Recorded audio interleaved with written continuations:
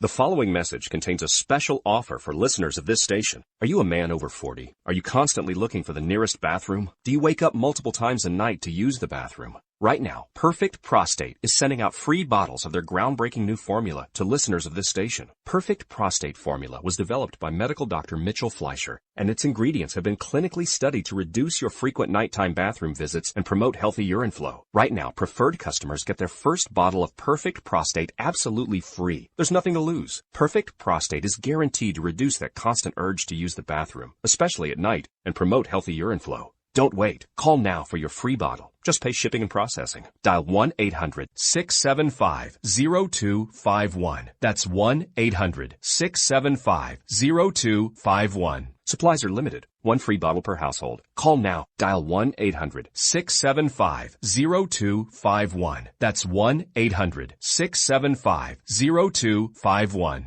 Tired of paying outrageous prices for Viagra? Well, we have great news for you. Now you can finally get Viagra at huge discounts. Healthy Man allows you to save up to $500 on Viagra. Why pay U.S. pharmacy prices of $15 per pill or more when you can get Viagra for less than $3 a pill? Call today and get 40 Viagra pills for only $99. This can cost as much as $600 at your local pharmacy. You can't afford not to call us. If you want Viagra at the lowest prices, never pay $15 a pill pharmacy prices again. Get Viagra for less than $3 a pill. Call 1-800-516-7602 today and save up to $500 and get 40 pills for just $99. Healthy Man is fast, easy, and affordable. Operators are waiting at 1-800-516-7602 to take your call right now. Call 1-800-516-7602. That's 1-800-516-7602. Again, 1-800-516-7602.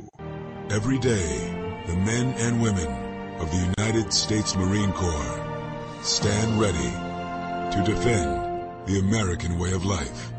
The few, the proud, the Marines. Hey folks, I want to introduce you to a friend of mine, Dr. Richard Hardin. We are on the same mission, which is waking up America. We just have different paths. So stay tuned for some information on how you can keep up with Richard and all his work. Visit Richard's website at rahardin.com. That's the World Wide Web at rahardin.com. At his website, you can see a summary of the 6 books he has written, where purchases may be made. He also has a link to 18 videos on YouTube and several blogs about Christian beliefs. If you prefer, visit amazon.com/Kindle and type in Richard Hardin to see and purchase his books.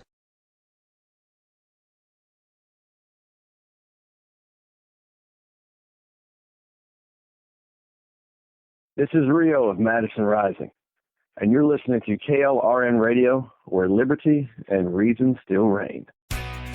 The mainstream media is really the make-believe media. First, they make up the news, and then they make you believe it. Hi, this is Susan Swift. I'm highly successful, have been all my life. I have enjoyed successful careers in film, television, and law. I'm Dan Wright, a father, a gun owner, a dog owner, and a Federalist. I'm Susan Swift, and you are listening to Constitution and Culture on KLRN Radio, where liberty and reason still reign. Welcome back. We're here. I'm Susan Swift. I'm an author, an actress, and a lawyer. I'm a happily married mother of 7. Yes, one at a time, no twins. And I'm a C word. That's right. I'm a conservative. I'm a proud Republican Texan who loves God, family, and country. And yes, I was raising my beautiful family while you sorry feminists were trying to grab my taxes to suck babies into a sink. And we are joined by the ever-gracious and lovely Dan Wright, resident libertarian and all-around good guy. Hi, Dan. How's it going? It's going. How you doing? I'm great. And how is darling little Mish? Mish is Dan's dog. She's chewing away on her little chew toy right now, looking at me, wagging her tail in absolute bliss. Oh, that's lovely. Well, we're back, and it's just there's been so much going on. You're here. Wait, you're here. You're here with me on the radio. I can't Aren't you supposed to take the day off? That's right. I'm supposed to be celebrating a day without a woman, right? Because that's what all of the feminists do. Well, see, actually, I'm doing the job that feminists just won't do. I'm raising my family and doing what I need to help them, right? So they can't handle that. And yeah, they're out there forcing their particular brand of politics on other women. Like, imagine all of the moms today who, I heard there was one school somewhere in the nation, I forget where, who had to close classes because most of the obviously feminine teachers, or at least those who identify as feminine, called in and celebrated the International Day of Woman by, playing hooky. Okay, so it's Feminist Hooky Day, and enough of them called into the school to shut down the school. So the school had to let all the parents know. It was a school system. It was a school system. It was It was the Alexandria school system in Virginia. They shut down either Alexandria or Arlington. Completely shut down the school system. And there you go. And so we've probably got you think thousands of students affected, and that means thousands of mothers. Hello. And there were some who said, look, I have to go to work, and I didn't arrange for childcare. So what does that do? That pushes the burden, a further burden, on your fellow sisters in the movement. I mean, how arrogant is that, right? A lot of you want pure you want pure hypocrisy? Do you know what the school system called today? They called it a teacher work day because all the kids were off. So they decided to call it a teacher work day as all the teachers took off. Right, that way they get paid. That's how the unions, that's how they spin it, so that the unions still pay you to protest. That's how they do it. Right, so they didn't have to take a personal day. They didn't have to take a personal day. So they didn't sacrifice a thing for their cause. Yeah, of course they not. And most of them probably sat at home and did nothing. They didn't go do any kind of protest or volunteer anywhere. Well, maybe they did, but they just said, "Oh, wait, I get a day off." They probably had their bonbons. Yeah, I don't know. Maybe a handful of them actually went and walked around protest. You know what? You want to protest something? How about millions of women in sexual slavery around the world? Hello. How about so many women under Sharia law who are owned like property? Hello. I mean, anybody ringing a bell here? I mean, we are blessed, especially women in America. We are so blessed because we actually do have full freedom, full choices to say, well, maybe I'd like to work or maybe I'd like to stay home, because we are elevated to that level by our husbands and by men in general. Men put us on a pedestal, and rightly so, because we are the vessels of life, and we have this beautiful freedom that we get to enjoy, which is that we can choose if we want to go to work or not. So some women can choose to say, I want to have a career and I don't want to have children. What a luxury in a society. You've got a fairly successful society when some women, you don't have to worry about, oh my gosh, we might not survive as a species. We've got to make sure we're reproducing 24/7, right? So we have all the freedom in the world, all of the luxury in the world. We can choose anything we want, and we have men who walk around trying to serve us and make us happy so that we will make them a hot dinner and a hot bed. That's all that they want from us. They'll knock themselves out. They'll give us SUVs. They'll give us bonbons. They'll polish our nails. They'll give us diamonds and jewels, and just so that they can, just be around us, right? And yet these arrogant feminists have to go and they're ignoring the plight of their sisters around the world. I don't see any of the Now Gang over in China when these women who want the permission from the government to bear a second child are denied that right physically by being strapped down and forcibly aborted, when their children are forcibly sucked out of them, okay, because they have exceeded China's, mandate of one child or maybe two children. I mean, how sick is that? Where's the Now Gang? Well, but they're international women. Ugh. But they're pro-abortion though. It's all so about that doesn't matter to them.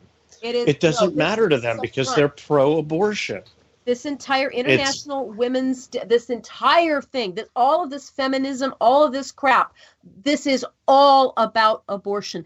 It is an unholy sacrifice. They literally want to sacrifice innocent blood on their unholy altar of political correctness, and they demand that we fund it. That's why they are freaking out. They're absolutely losing their minds, because when Trump put back in place the Mexico policy that reinstates a ban on any funding going to international groups that fund abortion, he actually expanded it to include some other things. And so now a bipartisan team, they are demanding questions of Trump to clarify the application of this, because he's actually gone farther and said, no, we're not funding this. And you bet your bottom dollar what they're going to do is they're going to come out, Democrats are going to come out and look at his Mexico City policy, and they're going to say that now Trump has targeted gays and AIDS sufferers, because some of these international groups also, in addition to, aborting babies left and right, they also do work, for which is very valuable to save AIDS and people, who are suffering from AIDS across the world. And because our taxpayer dollars is not going to flow to that organization that's helping AIDS and abortion, well, we're the bad guys. That's going to be, Trump is going to be killing people with AIDS. He's going to be perpetuating AIDS all around the world. That's going to be the next thing, because these feminists and these Democrats, the most important sacrament to them is abortion. It is all about abortion, and it is frankly about population control. That's what they want. They want to make sure that you have your fair share of little carbon footprints and no more. It is just such a sickness. I mean, look, the Chinese culture is sick. It is an anti-life, sick culture about a government-controlled world where you live in boxes and you go to school in boxes in these massive cities, and you work on Apple computers or iPods, and that's your whole life. You're allowed to have one child. I mean, it is, and then you dump all the pollution into the Yangtze River, which you can see from space. Hello. So don't even get me started on these stupid women. I'm sure that there are some young millennials who got caught up in this, and they don't know any better. But for the most part, the ideology behind this is absolutely pro-abortion, pro-one world government, population controllers. That's exactly what this is. And so I saluted them on my little Facebook. You know who I honor this day? There's a hashtag that's out there is, her voice is my voice. Hashtag her voice is my voice. So this is all part of the International Women's Day. All right. You know what I did? I said, I honor the Blessed Virgin, a Jewish mother, and the Mother of God. By her humble yes to life, she redeemed the world. Hashtag her voice is my voice. I hope that triggers them so bad.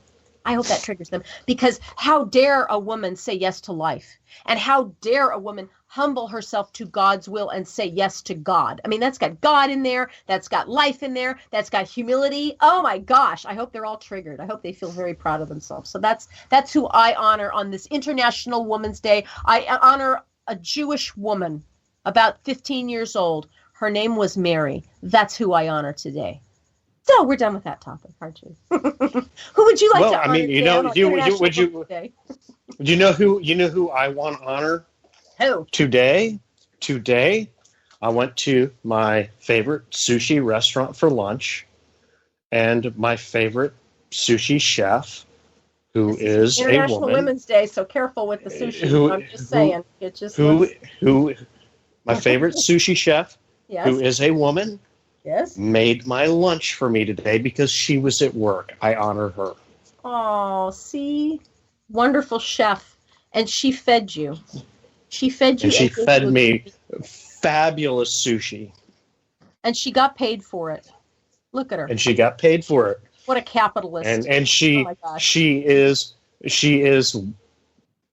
one of the probably top 2 sushi chefs that I have ever had make me sushi. So she's mastered her trade, and I'm sure she does very well. And she was at work today, and I sat at the sushi bar, and she made me my lunch. God bless her. I'm so glad that she was at work, being a capitalist, giving you what you want and making money. All right? That's what women do. We give men what they want and we make money. How's that?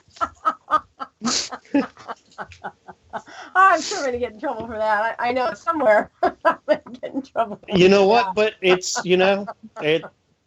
sorry. Hey, you're right. She's there. She's making good money. Why would she take the day off? She's making good money. Right. Why would she take the day off? I'm sure all the hookers in Vegas were on job today too. Making money. Damn straight. I'm sorry. Can I say that? Excuse me. Anyway, I'm sorry. So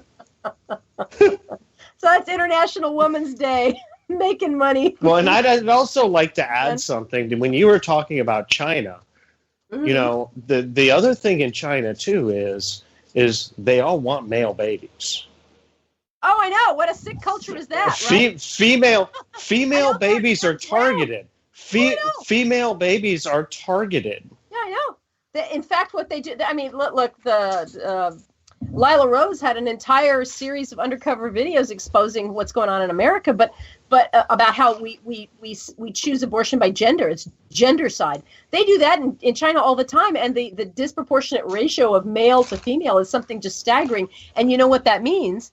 China has an army of men who, all you have to do is feed them, a bowl of rice and some fish and promise them that if they survive the coming war with, Russia or America, they'll get, sex. That's it. They will do. You don't even have to pay them. You just have to feed them because there's so many men and there's so few women that you're just going to dangle them out there as will be your pay if you are loyal to the state of China and you've survived the war. I mean, you're breeding an entire army of men who've got no other purpose to live. It's just so sick. And they'll abort if a woman gets a scan that says that her baby is going to be female. They schedule abortions because this is the result of this sick policy of, one child policy. They've just loosened it now, I think, to 2. So, maybe some more girls might survive, but a firstborn girl, that's a curse because, geez, we might not be able to get our pride and joy, our son. So let's kill her. I know that there were many adoption agencies trying to adopt, Chinese girl babies. I don't know how that's going, but what kind of a sick culture is this? Where are the feminists? Where are the feminists? Like I said, exactly. They don't care. They are targeting. They are targeting women, and the feminists don't care because they're so pro-abortion. They can't see outside the box. They are targeting. It's very in the ideology. It's even more clever than that. They are targeting conservative women and shaming conservative women who are having babies, more than 1 or 2. Do you know I've been called a breeder? I have 7 children. I've been pregnant 10 times, so I'm good at it. All right. And I've had 4. My ex-wife has been pregnant 7 times. See, with those kind of odds, you can go to Vegas, man. You could hire her out. But exactly, these people do not want children. They don't want, because it is population control again. And this ideology, it's all about that the whole thing behind global warming, aka climate change and global cooling. They keep renaming it. It's a cult.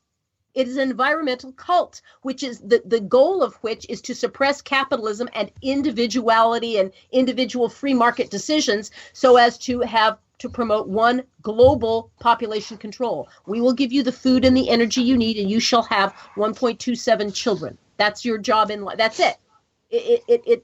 The entire thing is set up so that it makes people feel bad. You get shamed for having children. Oh, you might burden the environment. We might not have enough food. This is the population bomb. That huckster, Dr. Ehrlich, that guy, he's still out there trying to preach to the Vatican about, birth control. Give me a break. The thing is, up until very, very recently in modern medicine, what would happen, you know why women are blessed with lots of fertility? Because most kids died.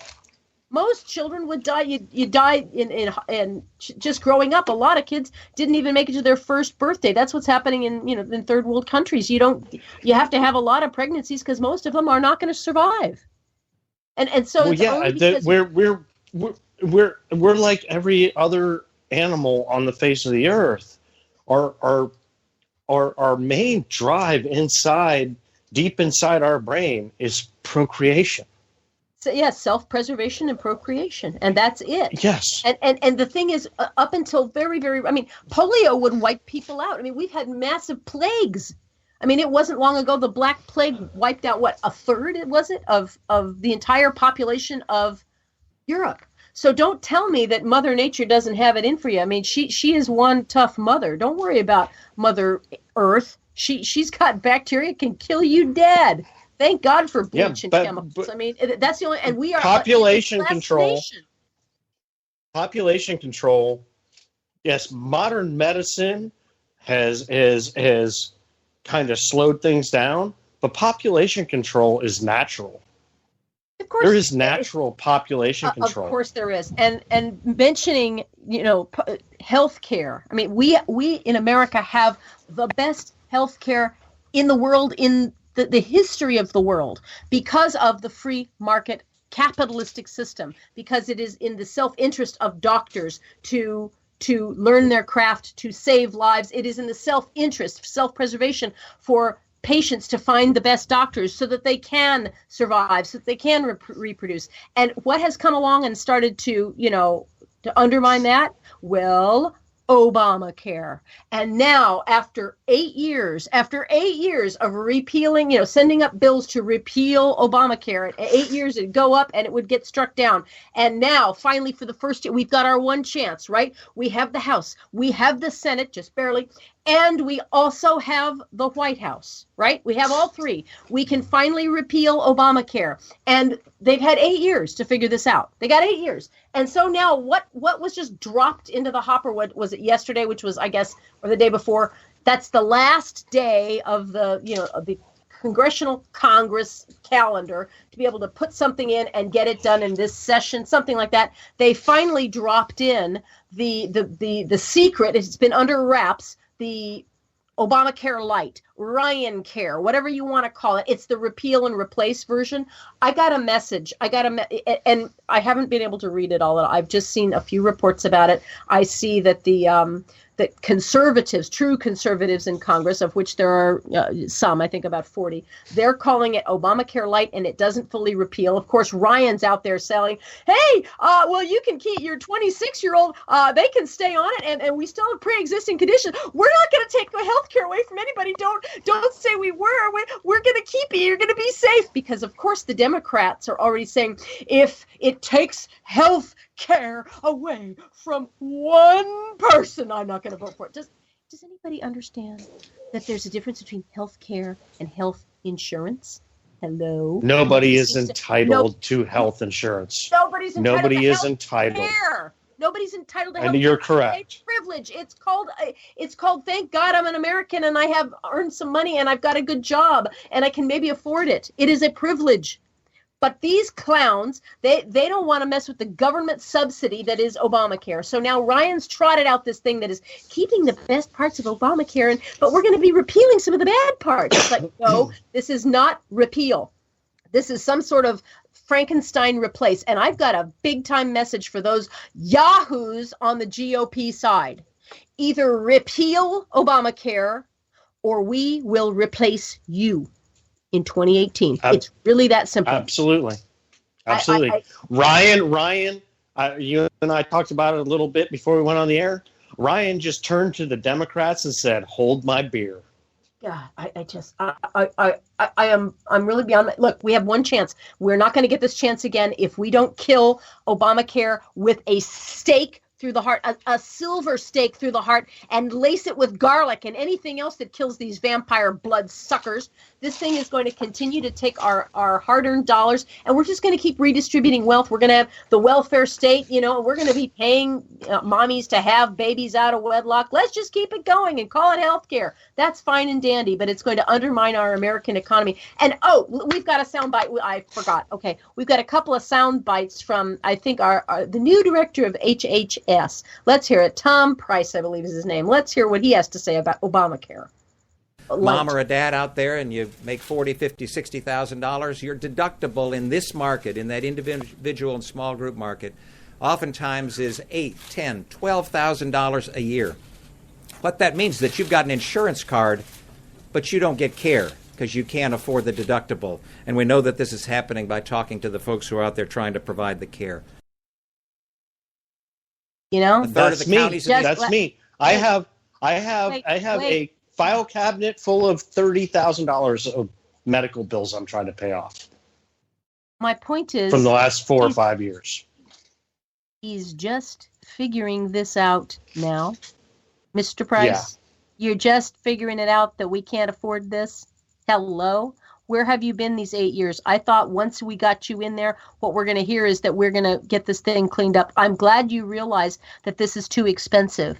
This is a monstrosity. What it's doing is redistributing my wealth, my savings, my life to somebody else who didn't earn it and didn't sweat and scrape and do whatever it took. I mean, you know what? I guess I didn't have to be married. I guess I didn't have to work and do what I guess I didn't have to choose what I did to raise my children and save and do what I've done to make sure that I'm okay. And there's by no means, there's no guarantee. But I don't have, we're being taxed to death. And I'm glad Mr. Price understands that. But gee, you kind of coming late to the party, man. Of course, the deductibles are through the roof. So nobody's getting care. They are foregoing care. Well, how is that? That doesn't work. That's not health care. That's health delay. And there's another, you know what? Do we have time before the break to talk about it? Maybe we shouldn't. I guess it looks like we've got to take a break now. We're about a minute and a half to break. Well, when we get through with the break, we'll come back because there's another quote from Mr. Price about Obamacare and Obamacare Light, Ryan Care. What are we going to call it? I know if it becomes Trump Care, I know Trump says, I'm very pleased with it. It's like, you know what? President Trump, this is not what we voted for. You said repeal. Let the free market replace. Repeal and let the free market take the ability that we have. It was fine before. It worked fine before Obamacare. And you can do little tweaks after you let the free market take back over. Anyway, we got to go to break. When we come back to break, we're going to keep taking apart and parsing the words of our new HHS Secretary, Tom Price. Be back in a minute.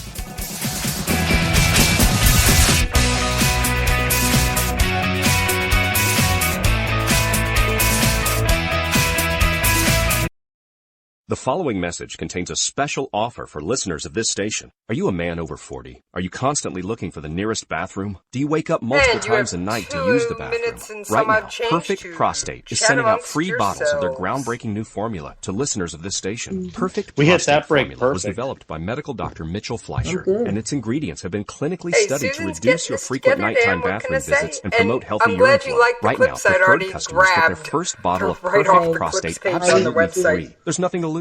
Perfect Prostate is guaranteed to reduce that constant urge to use the bathroom, especially at night, and promote healthy urine flow. Don't wait. Call now for your free bottle. Just pay shipping and processing. Dial 1-800-675-0251. That's 1-800-675-0251. Supplies are limited. One free bottle per household. Call now. Dial 1-800-675-0251. That's 1-800-675-0251. 888-848-5151. Tired of paying outrageous prices for Viagra? Well, we have great news for you. affordability, Now you can health savings finally get accounts, Viagra growing at huge choices discounts. for Healthy patients. Man This allows is you to what save they're up to planning to $500 on Viagra. that Why allow pay individuals U.S. to pharmacy be able to prices of purchase the kind of $15 per coverage pill they or more want, not when that you the can get government Viagra forces for them to less buy? than $3 a pill? Call today and get 40 Viagra terms of pills what for kinds of only reforms need to be put in $99. place This that can would cost as much as equalize the $600 at your treatment local for pharmacy. the You purchase can't of afford coverage. not to call us. If you want Viagra at the lowest prices, never And pay to be honest with $15 you, a pill with pharmacy my prices new again. insurance, Get Viagra with my new for less insurance than with Aetna, $3 a pill. the Call insurance itself is better, 1-800-516-7602 but I lost my health today savings and save account. up to $500 Which and get 40 I mean, pills I for can still just use it, $99. Healthy Man is but fast, easy, and now affordable. Operators are I mean, waiting at I don't see the point.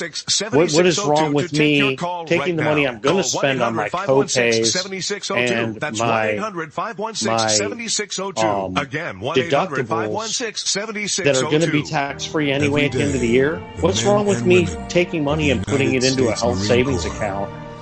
And basically what the American way of life. When companies started leaving, what the Obama administration said was, all queued up. Hey folks, I want to introduce you. If you go with those plans, you no longer can have a health savings account. 30 seconds till so stay tuned intro for music, some information guys. how you can keep up with Richard and all his work. You should tell this on the air. Visit Richard's website at raharden.com. This is all about government control. That's the World Wide Government Web at RAHARDIN.com. This is what this is. This is not. At his this is not website, you can pre-market. see a All right, summary who's of bringing the you 6 back in? books he has written, where purchases may be made. He also has a link to 18 videos on YouTube and several blogs about Christian beliefs. If you prefer, visit Amazon.com/Kindle and type in Richard Harden to see and purchase his books.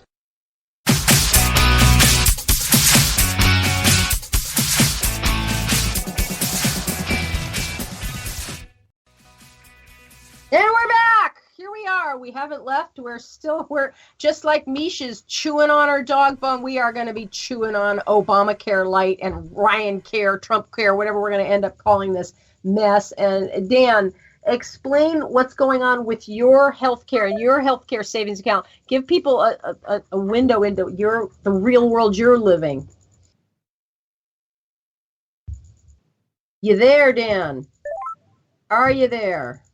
I can't hear you. Don't do this to me. Kill me now. Why are we having problems? I can't hear anybody. Are we having a hot mess?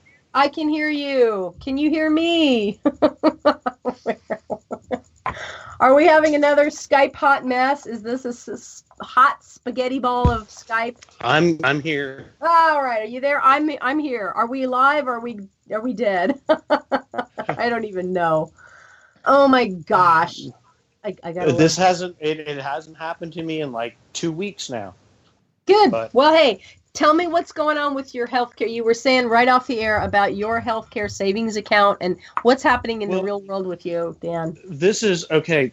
We're real happy with the company I work for. We were able to find new insurance with Aetna. Aetna left I call it the cesspool. Basically, Aetna said they're still under Obamacare control to a certain extent, but they're not paying into the pool. They left. They said, "Nope, we're done. We're out of here." And so, what happened to you? And so, what you were telling me about your healthcare savings account? And so, my healthcare, my health insurance got better. My deductible went way down. I went back to co-pays for normal visits. But by doing that, what the Obama administration said was, I can no longer have my health savings account, which makes no sense. You're not allowed to save money for healthcare. Right. It at the end of the year, basically what a health savings account is you put money into it tax-free that you use for your health care. It's an incentive to save money. It actually eliminates it. Well, it's an incentive to save money. It carries over, and you can actually use it as a retirement plan too. Yeah, It teaches you to be thrifty and look, I'm only going to really spend money on healthcare. I'm not going to just make it a mill. I'm going to only take out what I really, really need, because if I can keep this until I retire, great, it's tax-free. That's an investment. That helps everybody except the government, who wants your money, right? Right. So if you're on Obamacare or on a plan that's in the Obamacare pool, you can have this health savings account. If not, if you want to go with insurance that actually benefits you more, they punish you. And now I have that added bit on my taxes that I have to deal with, which is healthcare. Which with the health savings account, as long as I was just paying all my bills with that, all I put in was, this is what I put into my health savings account. This is what I paid out in medical bills. And it doesn't affect my taxes at all. It was easy. Now I got to do the whole long form. Let's hear what we've got. We've got another soundbite from our new Health and Human Services guy, Tom Price, explaining how all of this Obama light Ryan care is going to work. Let's hear from Mr. Price. First, wanted to make certain that those with pre-existing illness and injury were not priced out of the market. Nobody ought to lose their coverage because they get a bad diagnosis. In terms of affordability, health savings accounts, growing choices for patients is incredibly important. Tax credits that allow individuals to be able to purchase the kind of coverage that they want, not that the government forces them to buy. We've always talked about, in terms of what kinds of reforms need to be put in place, that we need to equalize the tax treatment for the purchase of coverage. I got one word for all that. Free market. Free market. Capitalism. Let the market solve it. You know what? One of there are two major drivers of insurance costs. First of all, we don't allow insurance companies to compete across state lines. So each insurance company has to register in the state. So if you're registered in California, you can't offer people in Massachusetts that your healthcare plan. You also have to go and register in Massachusetts. How about we simply allow competition from different healthcare insurance providers across state lines? That way, that would immediately inject a level of competition, and it would widen the pool to be 300 million people in the nation, right? Everybody would be equally available to these insurers, so that would create a deal of competition, and that would lower prices. We know that from Economics 101. And the second thing that you could do very, very simply and easily is to cap the bloody lawyer punitive damage fees, okay? Just cap the punitives. Punitives are something that is added on top of a regular damages claim. Let's say you're hurt at work, and your leg has been crushed in a machine, okay? And so you're going to be Stumpy Magoo for the rest of your life. And we can value that. As an insurance company, we can say the value of your life has been affected this much. Maybe it's $4 million, all right? And that's why you go to court for. You can get lawyers to say, look, this leg was the most important thing he ever had, and it's changed his life, whatever. So you go forward and you get your actual damages, and that's what the jury will decide is, that leg was worth $4 million, and that was his actual cost plus his pain and suffering. That's all there. Well, on top of that, they can also add a measure of punitive damages. Punitive damages are to punish. That's why it's called punitive, to punish the people responsible. For example, if the employer was very, very negligent, just grossly so, a case can be made that, you shouldn't have this type of machinery running when people's legs are nearby, whatever it is. I'm just making this up. But you can add punitive damages to punish, all right? That's where lawyers get their high fees, because that's what they're counting on. They'll take the case and try to build up the pain and suffering, the actual damages, and they're going to get a percentage of that. But the real moneymaker is the punitive damages. And the problem with the punitive damages is it is unknowable, all right? There's no limit on it. Now, I'm not saying don't have punitive damages. Sometimes they're very appropriate, because if you have a very negligent, the other side is very negligent and they're doing bad things, yeah, they do need to have a smackdown. But what it does for the insurance companies look at these lawsuits and said, look, okay, the guy's 40 and he's going to lose a leg. I can insure and I can get my actuarial tables and all of my pencil-necked geeks. They can work out how I spread the risk of his leg across the population. That I can do all day long, and I can finance that. But I don't know if we get, the stellar lawyer who gets into the courtroom, sways the jury with a passionate argument, and makes the case that the damages for punitive damages, punishment, should be $100 billion. Because there's no cap on it. There's no limit. And as an insurer, I can't insure against an unknown. But if you can cap it, I don't even care what number we pick. We can say $1 million or $5 million. It almost doesn't matter so long as it is a known limit. So that, okay, if he's going to lose a leg and he's going to get $4 million for actuals and pain and suffering, okay, add to that a cap of $5 million punitive. So the max I'm ever going to be out of pocket as an insurance company is $9 million. I can get my pencil-necked geeks on that all day long. That would rein in the absurd legal costs that a lot of these companies face, and then they could insure against this. So just those two changes alone would revolutionize the healthcare insurance industry. But nobody, I don't know, maybe the plan does talk about it. I have not read it all. It just got dropped into the hopper with a billion other bills, and they're counting on us regular Americans not to read it, and it frosts me. Whatever happened to the free market? It's like what we're seeing is the government is also now trying to take care of the homeless. We just need to add, in Los Angeles yesterday, we had a little local election, and there was a countywide tax initiative. I think it was Measure H, and they wanted just a 1/4 cent more sales tax to be added. And this little 1/4 cent tax, it's going to go to help the homeless. Because, and it's so disingenuous what they say, how do you go in and you see the title of the bill that, this is to help the homeless. Okay, so you're a bad SOB if you're going to vote no on Measure H. No, I don't want to help the homeless. No, I want them to suffer. I mean, that's the pitch.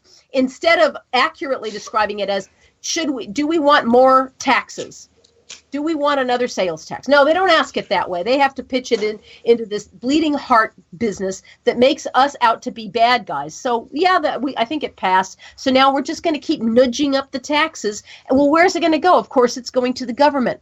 Excuse me, but you know what happened less than 100 years ago when you had homeless people? You had charities, you had churches, you had temples, mosques, and charitable organizations who would take them in and care for them. Little Sisters of the Poor. Hello, it was an entire charitable world. And by edging that market out, by funneling everything through the government, you're doing two things. You're shrinking the amount of money available to these charities, because when people, when the charity comes, whether it's your church or whether it's Goodwill or whatever, and they say, hey, would you help us, care for the poor? The person who looks at them, he said, well, yeah, I already gave in my taxes I've already taken care of the homeless. Go away. So it desensitizes us to the need and to be charitable ourselves, and it erodes our Christian duty to help the poor, right? But we're not having to do it ourselves anymore. Now we just pass that job off onto the government, who's oh so helpful. They're the least efficient ministers to the poor or any other group that they do. All they end up doing, we've had a war on poverty more than 50 years, right? It's worse than ever before. So the notion that the government is capable of taking care of the poor or the homeless or the sick or the elderly or anything else is a fallacy. What we should be doing is going back to a free market culture and then invigorating the charitable organizations by returning to a tax structure that said, hey, for every $1 that you donate to a charitable organization, you get to take that same 100% of that dollar off of your taxes because you're doing good with it. That's another thing that they've done with the tax code. They've jimmied with that so that there's not as much of an incentive to even give to charitable organizations. But no, you're absolutely. I'm ranting. No, you're absolutely correct. Well, thank you for saying. Your check's in the mail. Me, I'm an international woman of capitalism here.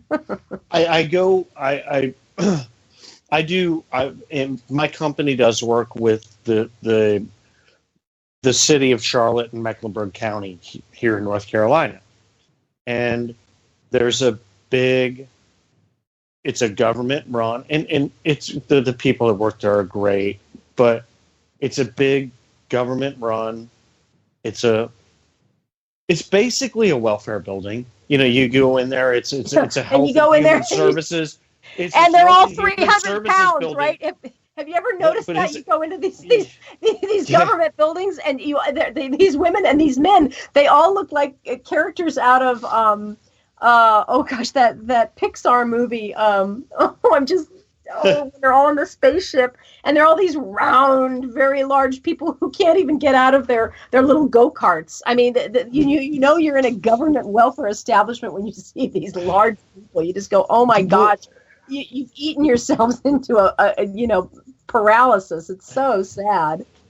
But the thing is we'll go there to do some work, and the doors unlock at 8 in.the, and there's just a line outside, and the service, the way it's run, the tax money that's going to run it is being squandered on how it's run. They should pay it on persons served. People served per hour, as opposed to just you're sitting there doing your time, because they just push their pencils as slowly as they can. It's like the DMV. You know what? It should be. You know what? Every one of your stations, you are going to get paid per capita. You get paid $25 per capita or $5. I don't care what it is, but by how many people did you serve today? You're a public servant. You are employed by the government to help these people. And whenever there's a line out the door, it means you guys are not doing your job. But that's not how we pay these folks. But anyway. Like the DMV lady here that sits there, and you sit down to take your picture, and she goes, "Don't smile." Yeah. I'm not kidding. Don't smile. If you smile, it distorts your picture, and the police officer cannot tell for sure if it's you or not. You know what? They can't tell if it's you if you got a burqa on either. But anyway, let's wait. The one thing that we promised we were going to talk about, and we've only got like maybe 10 minutes left to do it, is the deep state wiretap of Trump. Remember, now Trump has he's done it again. He's punched the media in the mouth. He's ripped the rug right out from under them. What have we been hearing for the last 5 months, ever since the election went the wrong way, according to Obama? Remember back in October, 18, 19, 20th, right in there, Obama was saying remember Trump, the setup was Trump was not sure if he was going to, accept the results of the presidential election. He said, I have to see the way it goes. And everybody lost it because they said, well, how dare they even suggest that any kind of, that the presidential election could never be rigged. And Obama came out and said that it's really not possible, rightly so. And I agree with President Obama, mark my words, because of the very nature of our decentralized election process all around. We got counties all over the place. You can't hack into all of the counties and then and somehow magically spin the numbers right. So that was all poo-pooed. And because at that time, 15, 20 days out before the election, Hillary thought she had it in the bag. Remember, we had fake news and we had fake polls saying that Hillary was going to win. Nobody thought Trump was going to pull it out, right? And so what happens the day of the election, and we find out that Trump actually won, all of a sudden the story changes, and Obama and everybody starts coming out saying, we need to investigate because the Russians might have hacked the election. Now, that was a play, that was a twist, because they'd never said that before. What they were playing on was the stupidity of Hillary's right-hand man, John Podesta. The stupidity of that man when he clicked on a phishing attack, Phishing, right? Phishing attack. Yes. It's a low-level hack. What he did is he asked his Intel guy, his Intel geek, hey, is this an okay link? Intel geek had a typo or some sort of texting issue and said, sure it is, boss. And John Podesta clicked on this phishing link, and this phishing link blew up and opened up his email. All of his emails were hacked and then delivered to WikiLeaks, Julian Assange. Every time he's been asked, Julian Assange has said that the person, the source was not a state agency, meaning it's not Russia. It's not Russia. It's not Russian. Okay, but because of these emails, they got to Breitboard them. It's like waterboarding, but Breitboarding with like Breitbart used to do. They drip the news out every week. WikiLeaks is going, okay, here's another batch of Podesta emails. And that's how we learned that Hillary Clinton and Debbie Wasserman Schultz and the DNC collaborated and colluded to rig the Democrat primary to make sure that Hillary got her 500 superdelegates and froze Bernie out. So if there was any rigging of elections, it was Hillary Clinton and the DNC against Bernie. All right. So they started playing on that and saying rigged elections. It was the Russians. That's all they've got. And now, isn't it interesting? Isn't it fascinating that it's come to light through Mark Levin and Andrew McCarthy and the timeline that Joel Pollock, at Breitbart put up, that there's actually and has been through the major media. We've got the sources that have confirmed, yes, there's been a multi-agency investigation of Trump world, his associates, his surrogates, a campaign, et cetera, et cetera. They have been trying to investigate any ties between Trump and the Russians. That's been the byline, right? That's the media spin. That's the narrative. And it's all a lie. They have found nothing. Even the New York Times has grudgingly confirmed that there is nothing there. And the media is helping spin the lie that this FISA court had a reason to believe that there was a criminal connection to Trump. Did you catch all that? Now, I hope we have enough time to go through this. Let's lay out the difference for people between a regular criminal court and the FISA court. A regular criminal court, if the FBI needs to get a wiretap on Dan because he's an evil libertarian, as we all know, right? Or we got to tap him because of Mish. That's it. So if the FBI wants to tap Mish, right? What the FBI has to do is has to produce an affidavit in front of a criminal court and allege that they have to produce a reasonable showing that there's a likelihood of a crime being committed. And they ask for permission to further investigate with a wiretap. Okay, so they have a fairly high showing because we don't want to just wiretap people without due process of law. So you got to go in and you say, I have reason to believe that there's probable cause to show that, yes, there's probably a crime going on. That's a criminal standard, right? That's a regular warrant for regular wiretapping. That's FBI. That's got nothing to do with the FISA court and the wiretapping that we're talking about here. Pardon me, I've been sick. Under the FISA court, what is the FISA court? The FISA court is a Federal Intelligence Surveillance Act. That was in the 1970s under Jimmy Carter. That's a way for us to have a special court that only deals with national security.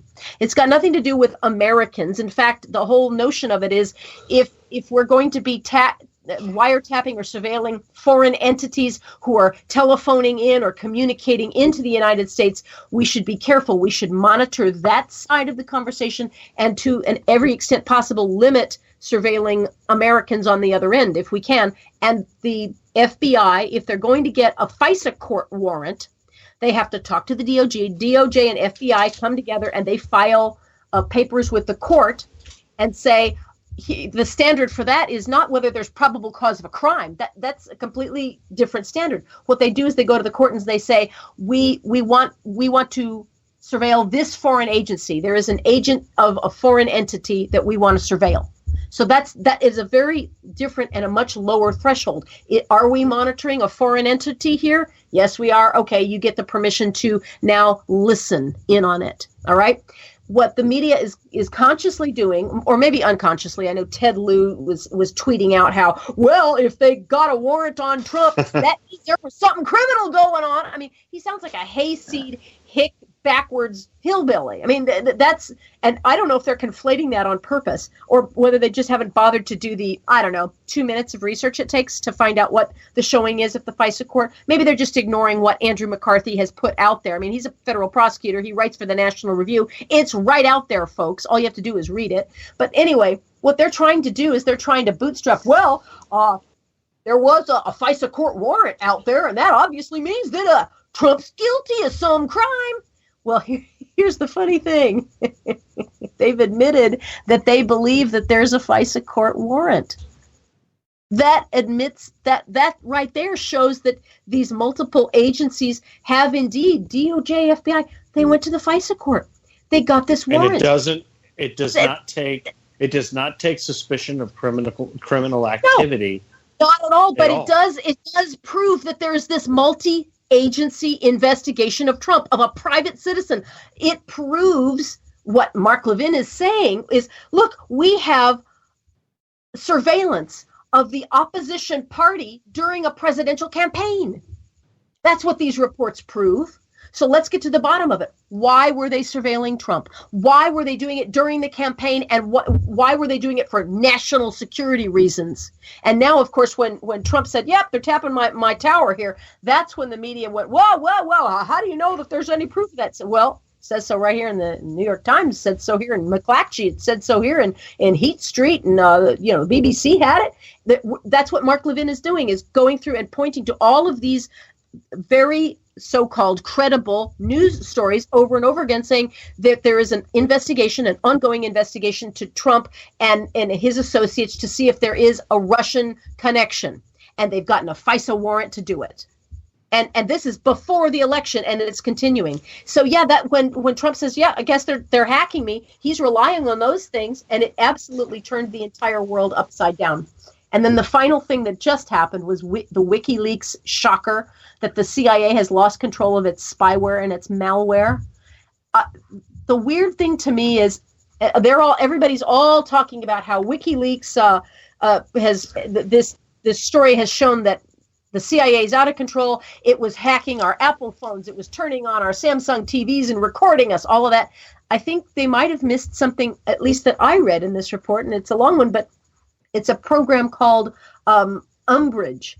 And what Umbrage does is, again, according to this WikiLeaks report, Umbrage is a very sophisticated malware, spyware that it allows the CIA to hack it. Once they've hacked into something, they can cover their own tracks by planting digital fingerprints that mimic other foreign state agencies, because they have such a vast library of how the Russians hack, how the Chinese hack, how the North Koreans hack. They have all of their signatures already. So, for instance, WikiLeaks does not provide a date certain concerning the CIA's loss of control. They only use the word recently to describe the loss, but through its web of hackers and contractors, did the CIA, operating under the Obama administration, unwittingly provide these state-of-the-art hacking tools to foreign or domestic agents? And if this sophisticated spyware is loose in the hacking world, which is what the WikiLeaks report suggests, foreign entities, foreign enemies can use this same Umbrage technology to obscure their own hack attacks and frame other countries by copying their digital fingerprints, right? So, for example, China could have hacked into Hillary Clinton's unsecured, private, illegal server, the one she kept in a bathroom, with the 30,000 missing emails on it. China, I mean, we've got a report, Breitbart had it. The FBI said it's 99% certainty that several foreign entities have hacked into Hillary's unsecured server, right? Well, what's to say that China could have hacked into Hillary Clinton's email server and left these digital fingerprints using this Umbrage program to frame North Korea or Russia or Trump? I don't know. I mean, it is also possible, I think it is possible, if I'm understanding this, couldn't the CIA itself have cracked into Hillary's unsecured server and left these digital fingerprints suggesting that the Russians hacked her? or maybe that Trump did. Do you see what I'm saying? Do you see that? I'm not a techno guy or gal. Sorry, International Women's Day. But it seems to me if we've got that level of sophistication, we don't know who's hacked into Hillary's server. We don't know, and yet they're trying to blame Trump. They can frame Trump. The Russians can frame, the CIA can frame Russia. The CIA can frame China. The CIA could frame Trump with this umbrage technology. This is, the ramifications are absolutely chilling. And since we know from these reports, the New York Times and elsewhere, that we have 6 agencies, one of them was the CIA, investigating Trump, I think we need a very thorough investigation into this deep state conspiracy to determine, okay, who actually is hacking whom, and why did they start it? Why do we have 6 federal agencies and manpower investigating the then candidate for president, Donald Trump, and continuing as president in his transition? Does that make sense to you, Dan? Well, yeah, I mean, good. The whole thing, it could be anybody. It really, honestly, could be anybody. So, and that is scary, and that is why we need an investigation. And so that's where we're going to have to leave it. Maybe next week we will find out if Congress has the cojones to follow through and actually call for an investigation. I hope our new, Jeff Sessions has cowardly recused himself. Hopefully we've got a new deputy by this point next week that can actually follow up on some of these things. We got to wrap it up. You can find me, Susan Swift, at susanswift.net. That's my website. You can also follow me on social media at Real Susan Swift. I write regularly for Politichicks, and I'm also writing for nationonenews.com. Dan, give them your stuff too so they can find you. Well, you can listen to me on Fridays right here on KLRNRadio.com with Rick on Robinson and Wright. And you can follow us on Twitter I forgot the handle, but it's Robinson and Wright. And you've got dog chews in your life. And what is Misha's handle? Mish needs a Twitter handle. Really seriously. I haven't made a doggy account. It needs to be toenails. That's what it needs to be. I'm just saying, Mish. Anyway, so and you can find me on Twitter again, probably around tomorrow, Friday, Saturday. I took a little hiatus.